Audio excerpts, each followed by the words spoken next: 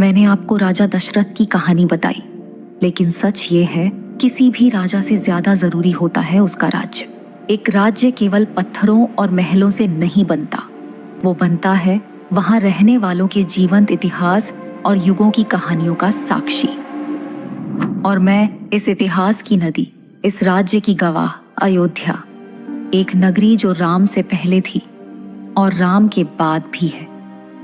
कभी ये मर्यादा का मंदिर बनी, कभी स्वर्ग की छवि, कभी अपराजित शक्ति।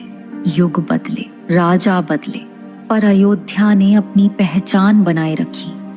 राजा दशरथ के काल की अयोध्या जैसे देवलोक का हिस्सा थी। राजमहलों के ऊंचे मीनार, जिन पर सूरज की पहली किरण पड़ते ही सोना चमक उठता, मंदिरों की घंटियों की मधुर धुन, ऋषियों के आश्रमों से उठती धूप की सुगंध, जो नगर को शांति से भर देती थी। और मैं हर सुबह अपने तट पर एक दृश्य देखती थी जो हृदय को अमृत सा भर देता। छोटे राम अपने बचपन में मेरे किनारे आते, कभी पानी में अपनी प्रतिलिपियां देखकर मुस्कुराते। अयोध्या केवल एक नगरी नहीं थी, वो एक विचार थी। यहाँ का राजा प्रजा के हित के लिए अपनी खुशी का बलिदान देता। रानियां धर्म और मर्यादा के लिए कठिन परीक्षाओं से गुजरती थीं।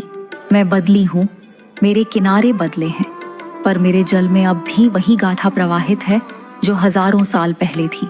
यही है मेरी अयोध्या। तो ये थी अयोध्या की कहानी। लेकिन इसी अयोध्या की देखभाल करने वाले राजा दशरथ के जीवन में बहुत बड़ा दुख था।